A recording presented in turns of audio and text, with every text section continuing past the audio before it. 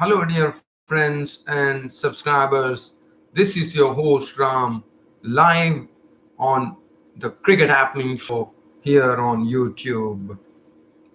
Well, I'm just going to do a short snippet. I would say it's not going to be a long one, probably a snippet.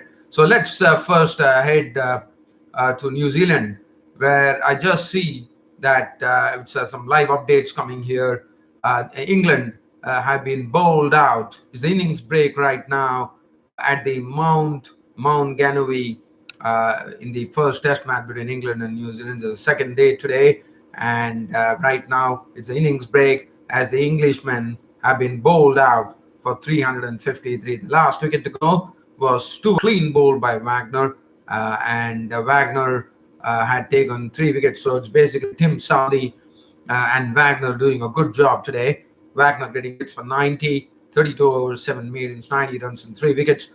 Tim Southee bowling 32 overs, 7 maidens, 88 runs and 4 wickets. Let's have a look at the scorecard of the Kiwis here. So, and also just, as I said, it's a very short show today, just doing some experimentation here. So let's, if you have a look at the card 53, today there was some sincere contributions coming in. Nobody was able to go on to some big knocks here. Rory Burns making 52 with 6 boundaries. Sibley making his debut, starting off in a wonderful manner, stroking the first ball that he received in his test career for 4. He made 22 with 4 boundaries. Joe Denley carried on a bit further, making 74 with 8 fours. Pope were the ones who took them with the second new ball as Ben his century, but a very good knock from him. He was the highest scorer with 9 with 6 boundaries, and Butler contributing 43 with 5 fours and 1 6. Now after that, there was no tail wagging. I wouldn't say call them the tail, because Sam Curran is definitely an all-rounder. Sam Curran was consumed by Southee for naught. Jofra Archer for 4. Leach was not out on 18 at the end with 2 boundaries. Broad is bowled by Wagner 3. Trent bowled 31 overs, 6 maidens, 97 runs and 1 wicket. But Tim Southee was the one who hit them hard today when he dislodged both Stokes and Pope in succession. Not Stokes, wickets were taken by Tim Southee. He had 4 for 88. Grandome 2 for 41. He did a wonderful job yesterday, and all the other bowlers were not able to really get a handle on the England batsmen. Basically, it's a very docile Trangone Mangani, as you know. It made its debut yesterday as one of the grounds in New Zealand to actually host a test match for the first time. Mount Managuni over, but it was looking really picturesque, I suppose. Wagner toiled hard. He's someone who has an aggro in his bowling, tries to really ruffle the partner, tries a few words, gives a talk back, and in the process he really psychs up the back. At the Mount England have in the 2 games that happened, so one is really looking forward to Jofra Archer. Let it go. So that is what we are waiting for. So that's the match situation. Just came here to give you a live cricket update here.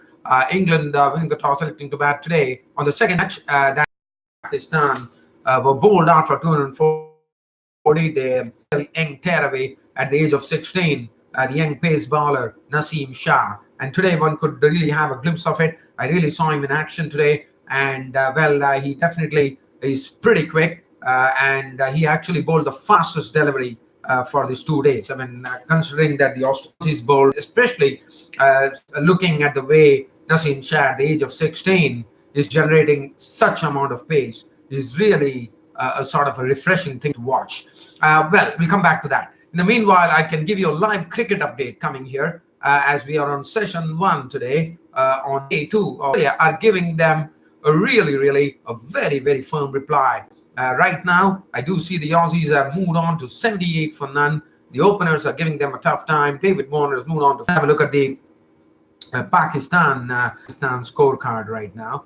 So Pakistan, as I said, the openers definitely did a good job, and this was the best partnership of Pakistan in quite a... And Shan Masood and Azhar Ali opened the innings, and they definitely did a good job. They went unseparated till lunchtime, but after lunch, the Aussies bowlers started peak, who carried on his brilliant form that he's in after landing in Australia, where in the first two tour games he was the one who scored century the first innings for Pakistan with 76 with 7 boundaries to play, and that's what precisely is happening as we see the Aussies.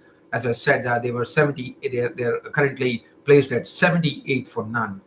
In the meanwhile, I do see the first delivery has been bowled at the Mount Manganese Oval, New Zealand, England after the innings break. The first ball has not yielded any run, and I'm just seeing the second ball is also a dot ball from England, the England bowler to the New Zealand batsman. In the meanwhile, Bar Azam out for one, Iftikhar Ahmed out for 7 with 1 boundary. Rizwan and controlling the innings in a phase when they were 143 for 6 and really reeling at that stage. But I thought Mohammad Rizwan showed his strokes in full measure there and stroked an aggressive 37 with 7 boundaries. Yasir Shah making 26 with 2 boundaries. And then the tail was really cleaned up by the bowlers. 0 to Afridi, Naseem Shah 7, Imran Khan not out 5. If you look at the bowling card from the Aussies, it was a very, very disciplined effort. 4 for 52 for Mitchell Starc, 18.2.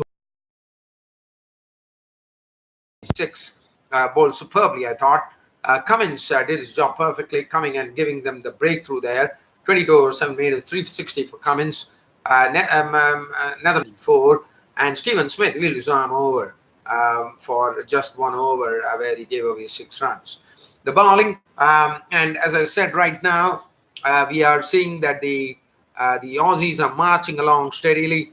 Their score has moved on to 83 for none. David Warner is not out on 44 with 3 boundaries. Burns is not out 32 with 5 boundaries. Shaheen Shah Afridi has bowled well, 6 overs for 22. Imran Khan, unfortunately, was not really up. He was bowling a bit short, a bit wide.